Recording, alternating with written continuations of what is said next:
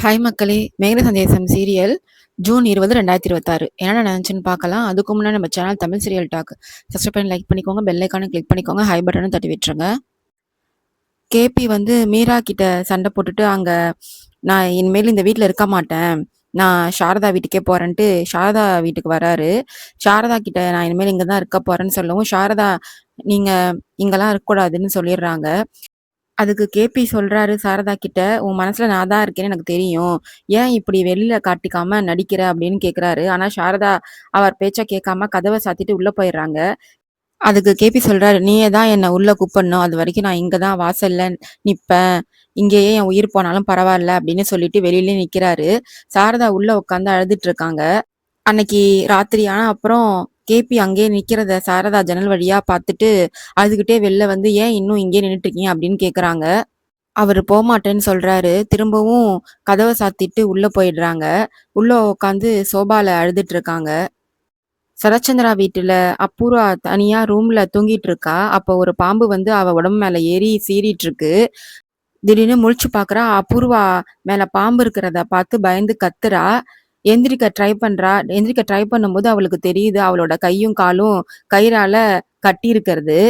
யார் என்ன இப்படி கட்டுனது? காப்பாத்துங்க அப்படின்னு கத்துறா. அந்த நேரத்துல பூமி அங்க வந்து அந்த பாம்ப கையில பிடிச்சு தூரம் தூக்கி போட்டுறா. அபூர்வா அப்பாடான்னு நினைச்சு, "நீ தான் என்ன கட்டுனியா?" அப்படின்னு கேக்குறா. "ஆமா, நான் தான் உன்னை கட்டுனேன்" அப்படின்னு ஒத்துக்கிறா. அபூர்வா கோவமா, "கட்ட அவுத்து விடு" அப்படின்னு சொல்றா. உடனே பூமி சொல்றா, "நீ உண்மையை ஒத்துக்கிட்டா நான் கட்ட அவுத்து விடுறேன்" அப்படின்னு சொல்றா.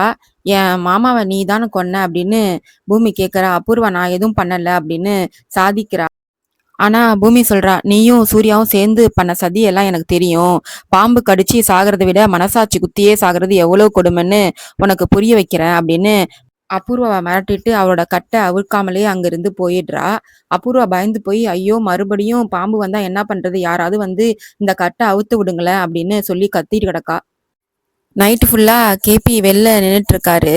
அப்போ சாரதா வெளில வரா. அப்போ கேபி சொல்றாரு, "நான் எல்லாத்தையும் விட்டுட்டு உனக்காக வந்திருக்கேன். உன் கூடவே இருப்பேன்" அப்படின்னு சொல்லும்போது சாரதா சொல்றாங்க, "என் பையன் வருவான் அப்படின்னு சின்ன ஆசை எனக்கு இருக்கு. அதனாலதான் அதை என்ன உயிரோட வச்சிட்டு இருக்கு. நீங்க வீட்டுக்குள்ள வந்தா எனக்கு அந்த ஆசையும் போயிடும். ப்ளீஸ் என்ன அழ வைக்காதீங்க, உள்ள வராதீங்க" அப்படின்னு கும்பிடு போட்டு உள்ள போய் கதவை சாத்திக்கிறாங்க. மறுநாள் காலையிலயும் கேபி அங்கேயே உட்கார்ந்துட்டு இருக்காரு. சாரதா இன்னும் கதவை திறக்கல அப்படின்னு டவுட் ஆகி கதவை திறந்து உள்ள போய் பார்த்தா சாரதாவுக்கு ரொம்ப ஜுரம் அடிக்குது. உடம்பு நிரப்பா கொதிக்குது. மயக்கத்துல இருக்கா. கேபி பதறி போய் டாக்டருக்கு ஃபோன் பண்றாரு. டாக்டர் வந்து செக் பண்ணிட்டு இன்ஜெக்ஷன் எல்லாம் போடுறாங்க. அப்புறம் கேபி கிட்ட இவங்க மனசுக்குள்ள ஏதோ ஒரு பெரிய கவலை இருக்கு. அதனால அவங்க உள்ளுக்குள்ளே அழுதுட்டு இருக்காங்க. பல நாளா சரியா சாப்பாடும் இல்லாம இருக்கிறதுனால, தூக்கமும் இல்லாம இருக்கிறதுனால இப்போ இவங்க இந்த நிலைமையில இருக்காங்க. ரொம்ப கிரிட்டிக்கலா இருக்காங்க.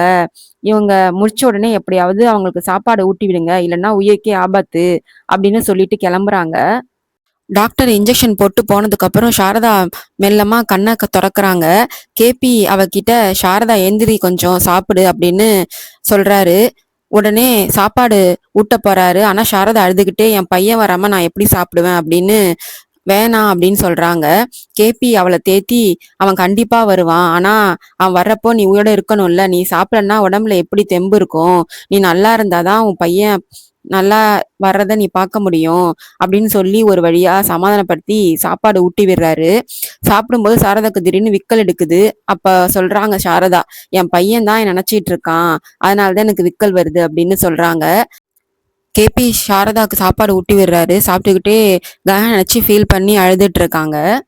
மறுநாள் காலையில அபூர்வா ஏஞ்சி வந்து ஒரு இடத்துல நிம்மதியா டிஃபன் சாப்பிடலாம் டைனிங் டேபிள்ல உட்கார்றா. "அப்பாடா, அந்த பைத்தியக்காரி கிட்ட இருந்து தப்பிச்சு வந்துட்டேன். 2 இட்லியாவது நிம்மதியா சாப்பிடுறேன்" அப்படின்னு நினைச்சு சந்தோஷப்பட்டு சாப்பாடு சாப்பிடுறா. ஆனா அவ சாப்பிட்டு இருக்கும் போதே பூமி அங்க வந்து, "நீ நல்லா சாப்பிடு, இன்னும் 10 நிமிஷம் தான் நீ உயிரோட இருப்ப, அதுக்கு மேல இருக்க மாட்ட" அப்படின்னு சொல்றா. அபூர்வா ஷாக் ஆகி, "என்ன சொல்ற?" அப்படின்னு கேக்குறா. உடனே பூமி சொல்றா, "நீ சாப்பிடுற சாப்பாட்டுல தான் நான் விஷம் கலந்துருக்கேன். இன்னும் 10 நிமிஷம் நீ காலி" அப்படின்னு சொல்லவும் பயந்து போய் சாப்பிட்ட சாப்பாடுலாம் வாந்தி எடுத்துட்டு இருக்கா. அபூர்வாக்கு செம்ம கோவம் வருது. "ஏன்டி இப்படி சைக்கோ மாதிரி அலையிற?" அப்படின்னு கத்துறா. அதுக்கு பூமி, "நான் ஒன்னும் இப்படி பிறக்கல. நீ தான் என்ன இப்படி மாத்திட்ட. உன்னை சும்மா விட மாட்டேன் அப்படின்னு டார்ச்சர் பண்ணிட்டே தான் இருப்பேன்" அப்படின்னு பூமி சொல்லவும் பயந்து போன அபூர்வா வாயை கழுவலான்னு தண்ணி குடிக்க போறா. பூமி உடனே அந்த தண்ணியிலையும் நான் விஷம் கலந்து வச்சிருக்கேன் அப்படின்னு சொல்றா. அதை கேட்டு இன்னும் பயந்து குடிச்ச தண்ணியும் போய் திரும்பியும் அதை வாந்தி எடுத்துட்டு இருக்கா. என்னை எதுவுமே சாப்பிட குடிக்க விட மாட்டியா அப்படின்னு கேக்குறா. உடனே டைனிங் டேபிள் மேல ஆப்பிள் வச்சிருக்காங்க. அதை எடுத்து அபூர்வா, இந்த ஆப்பிள நான் சாப்பிட போறேன், இதுல நீ என்ன கலந்துருக்க முடியும் அப்படின்னு சொல்லிட்டு சாப்பிட போறா.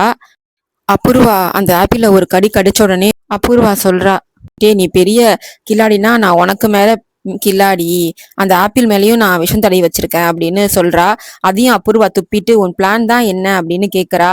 இது ரொம்ப சிம்பிள், இந்த வீட்டுல உன்னை நான் எதையுமே நிம்மதியா சாப்பிட விட மாட்டேன் அப்படின்னு சொல்லிட்டு அங்கிருந்து பூமி போயிடுறா. அப்ரூவா பயந்து போய் ஹாலுக்கு வரா. அங்க அவளோட பொண்ணு நட்சத்திரா இருக்கா. அவ சொல்றா, உனக்காக டிஃபன் பண்ணி வச்சிருக்கேன் சாப்பிடு அப்படின்னு சொல்றா. ஆனா பூமி எல்லாத்துலயும் விஷம் கலந்து வச்சிருக்கேன்னு சொன்னதுனால நான் பயந்து போய் எனக்கு வேண்டான்னு சொல்லிட்டு வந்துட்டேன்.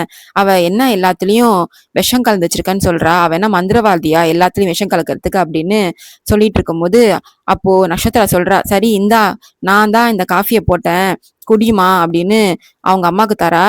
நீ தான் போட்டியா அப்படின்னு கேட்கும் போது நான் தாம்மா போட்டு எடுத்துட்டு வந்தேன் குடி அப்படின்னு குடுக்குறா. அப்புறம் நிம்மதியா அந்த காஃபிய 2 சிப்பு குடிச்ச உடனே அவளுக்கு ஏதோ ஒரு மாதிரி இருக்கு. போய் திரும்பியும் அத வாந்தி எடுத்துடுறா. உடனே வாந்தி எடுக்கவும் பூமி அங்க வந்து, பாத்தியா இந்த காப்பிலையும் நான் விஷம் கலந்துருக்கேன். இன்னும் 3 மணி நேரத்துக்கு உனக்கு நான்ஸ்டாப்பா வாந்தி வந்துட்டு தான் இருக்கும் அப்படின்னு சொல்றா. உடனே அபூர்வா மட்டும் இல்லாம அந்த காப்பிய நானும் கொஞ்சம் குடிச்சேன்னு சொல்லி நட்சத்திரம் வாந்தி எடுக்க ஆரம்பிச்சிடுறா. நட்சத்திரம் பயந்து போய் அர்ஜென்ட்டா டாக்டருக்கு ஃபோன் பண்ணு அப்படின்னு அபூர்வா சொல்லவும், இவளும் ஃபோன் பண்ணும்போது அங்க சிக்னல் இல்ல. ஆனா பூமி சொல்றா, நான் இங்க ஏரியா ஃபுல்லா நான் ஜாமர் செட் பண்ணி வச்சிருக்கேன். நீங்க யாருக்கு ஃபோன் பண்ணாலும் என்னோட பர்மிஷன் இல்லாம ஃபோன் பண்ண முடியாது அப்படின்னு சொல்றா. நட்சத்திரா கோவத்துல, நீ என்ன மனுஷியா இல்ல ராட்சசியா அப்படின்னு திட்டுறா. அதுக்கு பூமி சொல்றா, எனக்கு நடந்த அநியாயத்துக்கு நீங்க 2 பேரும் அனுபவிச்சே தீரணும் அப்படின்னு சொல்லிட்டு போறா. அடுத்தது சூர்யா போலீஸ் ஸ்டேஷனுக்குள்ள வரான். அங்க பூமியோட போட்டோவை பார்த்துக்கிட்டே உள்ள ஸ்டேஷனுக்குள்ள போறான். அங்க பூமியோட போட்டோவை பார்த்து முத்தம் கொடுத்து ரசிச்சிட்டு இருக்கான். அங்க இருக்கிற ஒரு கான்ஸ்டபிள் அதை பார்த்துட்டு, சார் யார் சார் அந்த பொண்ணு, அவளை பார்த்து இப்படி உருகிட்டு இருக்கீங்களே அப்படின்னு கேக்குறாரு. அதுக்கு சூர்யா செம்ம ஹாப்பியா, இவ தான் நான் கல்யாணம் பண்ணிக்க போற பொண்ணு, என் வீட்டுக்கு இவ தான் வரப்போறா அப்படின்னு பெருமையா சொல்றான். அப்போ அங்க செர்ரி வரான். வெளில நின்னு யோசிச்சுட்டு இருக்கான். வெளியில ஸ்டேஷனுக்கு வெளில நின்னு எப்படி அந்த சூர்யாவை பழி வாங்குறதுன்னு. அப்பதான் அங்க டீ விக்கிற பையன் ஒருத்தன் வரான் டீ எடுத்துக்கிட்டு. அந்த டீ விக்கிற பையனுக்கு கொஞ்சம் காசு கொடுத்து அவன் வச்சிருந்த டீ கப்பெல்லாம் வாங்கிக்கிட்டு முகம் தெரியாம ஒரு துண்டை கட்டிக்கிட்டு உள்ள போறான். உள்ள போய் எல்லா கான்ஸ்டபிளுக்கும் டீ கொடுத்துட்டு நேரா சூர்யா இருக்கிற ரூமுக்கும் போறான். சூர்யா கிட்ட டீயை கொடுத்துட்டு வேணும்ட்டே அந்த சூர்யா திசைப்பு திருப்பத்துக்காக ஒரு ஃபைலை கீழே தள்ளி விடுறான். சூர்யா அறிவு இருக்கா உனக்கு அப்படின்னு திட்டிக்கிட்டே குனிஞ்சு அந்த ஃபைலை எடுக்கும் போது அந்த கேப்ல செர்ரி நைஸா டேபிள் மேல இருக்கிற சூர்யாவோட போனை நைஸா பாக்கெட்ல போட்டு வெளில வந்துடுறான்.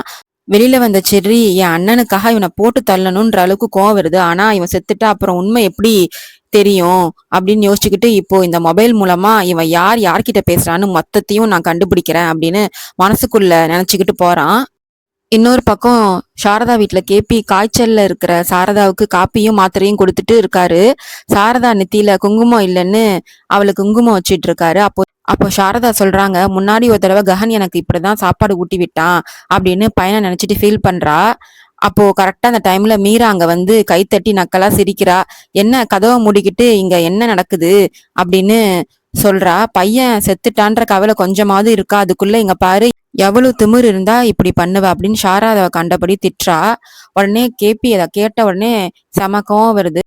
உடனே மீரா கணத்திலே பலாருன்னு அறைய விடுறாரு. கேபி உடனே கத்தி, உனக்கு முன்னாடியே நான் சாரதா கழுத்தை தாலி கட்டிருக்கேன், அத உன்கிட்ட ஏற்கனவே சொல்லியும் இருக்கேன், எனக்கு இப்போ சாரதா தான் முக்கியம், அவ பையனை இழந்து தவிச்சிட்டு இருக்கா, அது காரணமே நீதான், நீ ககன் மேல பொய் கேஸ் போடாம இருந்தா அவன் இன்னைக்கு என் கண்ணு முன்னாடி இருந்திருப்பான் அப்படின்னு வெளுத்து வாங்குறாரு. மீரா உடனே, அப்போ நான் யாரு, என் மனைவி ஸ்தானம்லாம் போயிடுச்சா அப்படின்னு கேட்கிறா. உடனே கேபி அசால்ட்டா, ஆமா நீ என் மனைவியே கிடையாது, நம்ம பந்தம் ஏற்கனவே முடிஞ்சு போயிடுச்சு, இப்போ என் மனைவி சாரதா மட்டும்தான், இந்த வீட்டுல உனக்கு இடமே கிடையாது, ஒழுங்கா வெளியில போ அப்படின்னு கழுத்தை பிடிச்சு தள்ளாத குறையா திட்டி அனுப்பிடுறாரு. மீரா அழுதுகிட்டே அங்கிருந்து போறா. மீரா போனதுக்கு அப்புறம் சாரதா ரொம்ப அழுதுகிட்டே, என்னாலதான் உங்களுக்கு இவ்வளவு பிரச்சனை, எனக்கு ஏன் தான் இப்படிலாம் நடக்குது அப்படின்னு சொல்லி என்ன விட்டுடுங்க அப்படின்னு சொல்றா. அது கேபி சாரதா 20 வருஷத்துக்கு முன்னாடியே நான் உன் கூடவே இருந்திருக்கணும். அப்போ தவறிட்டேன். இப்போ ககனும் நம்மளை விட்டு தூரமா போயிட்டான். இனிமேலும் உன்னை யாராவது கஷ்டப்படுத்தினா நான் சும்மா இருக்க மாட்டேன். உனக்கு நல்லது செய்ய நான் யாரை வேணாலும் எதிர்ப்பேன் அப்படின்னு தைரியமா சொல்றாரு. ஆனா சாரதா இதெல்லாம் கேட்டு ரொம்ப சோர்ந்து போய் முகம் வெளியில போய் அப்படியே உட்கார்ந்து இருக்கா. அதோட இன்னைக்கான எபிசோட் முடியுது. அடுத்த எபிசோடு என்ன வருதுன்னு ப்ரோமோ ரிவ்யூ காமிக்கிறாங்கன்னா, நட்சத்திர ஹாலில் உட்காந்து டிவி பார்த்துட்டு இருக்கா. அப்போ டிவியில ஒரு ராக் ஸ்டார் ப்ரோக்ராம் ஓடுது. அதுல ஆகாஷ் அப்படின்ற ஒரு ராக் ஸ்டார் டான்ஸ் ஆடுறான். அவனை பார்த்த உடனே நட்சத்திராவுக்கு செம்ம ஷாக் ஆகுது. ஏன்னா அவன் அப்படியே அச்சு அசலா கஹன் மாதிரியே இருக்கான். டேய், இவன் என் கஹன் மாதிரியே இருக்கான், கஹன் மாதிரியே டான்ஸ் ஆடுறான், இல்ல ஒருவேளை இவன் கஹன் தானா அப்படின்னு குழம்பி போய் ஷாக் ஆகி டிவியே பார்த்துட்டு இருக்கா. அந்த நேரத்துல பூமி அங்க கிராஸ் ஆகி போறா. நட்சத்திரா டிவியை டக்குன்னு ஓரமா வச்சுட்டு, ஏ பூமி நில்லு அப்படின்னு கத்துறா. ஏன் என் அம்மாவை இப்படி டார்ச்சர் பண்ற? அவங்க அப்படி என்ன பண்ணாங்க உன்ன அப்படின்னு கோவமா கேக்குறா. அப்போ அதுக்கு பூமி சொல்றா, நான் ஒன்னும் உங்க அம்மாவை மிரட்டல, எச்சரிச்சேன், அவ்வளவுதான். அவங்க என்ன தப்பு பண்ணாங்கன்னு உனக்கே நல்லா தெரியும் அப்படின்னு பேசிட்டு இருக்கா. அப்போ கரெக்டா செர்ரி அங்க ஓடி வந்து நட்சத்திராவுக்கு தெரியாம பூமியை தனியா கூப்பிட்டு போறான். பூமி உங்ககிட்ட ஒரு அவசரமான மேட்ரு ஒண்ணு பேசணும், கொஞ்சம் சீக்கிரமா வா அப்படின்னு கூப்பிட்டு போறான். 2 பேரும் நைஸா பால்கனி பக்கம் போய் பேசுறாங்க. நட்சத்திராவும் அவங்களுக்கு பின்னாடியே போய் ஒளிஞ்சு நின்று அவங்க பேசுறதெல்லாம் நோட்டம் விட்டுட்டு இருக்கா. பால்கனில வச்சு செர்ரி பூமி கிட்ட, நான் இந்த கமிஷனர் பத்தி விசாரிச்சேன் பூமி, அவர் ரொம்ப நல்லவராம், நேர்மையானவராம், சீனியாரிட்டி அதிகம். இப்போ நம்ம கிட்ட இருக்கிற ஆதாரத்தை வச்சு நேரா கமிஷனர் கிட்ட அந்த சூர்யா மொபைல் கொண்டு போனா நம்ம அந்த சூர்யாவுக்கு நல்ல தண்டனை வாங்கி கொடுக்கலாம், அவனால தப்பிக்கே இதுல இருந்து முடியாது அப்படின்னு பிளான் போடுறான். இதையெல்லாம் பின்னாடி இருந்து நட்சத்திரா மொத்தமா கேட்டுட்டு இருக்கா. ஓ, இவங்க 2 பேரும் கமிஷனரை பார்த்து ஆதாரத்தை கொடுக்க போறாங்களா அப்படின்னு புரிஞ்சுக்கிட்டு நட்சத்திரா உடனே அவங்க அம்மாவுக்கு நைஸா கால் பண்றா. போன்ல அவங்க அம்மாட்ட எல்லாத்தையும் சொல்லிடுறா. செர்ரியும் பூமியும் இப்போ ஏதோ ஒரு ஆதாரத்தை வச்சுக்கிட்டு கமிஷனை பார்க்க போறாங்களாம். அதை வச்சு உன்னையும் சூர்யாவையும் லாக் பண்ணலான்னு பிளான் போட்டுட்டு இருக்காங்க. சூர்யா இதுல இருந்து தப்பிக்கவே முடியாதுன்னு பேசிக்கிறாங்க அப்படின்னு மொத்த மேட்டரையும் அப்புறா கிட்ட சொல்றா. இதை கேட்டு அப்புறாவும் ஷாக்காகிறா. அதோட இந்த எபிசோட் முடியுது. வரப்போற எபிசோட் நடக்குதுன்னு பார்க்கலாம். பாய் மக்களே.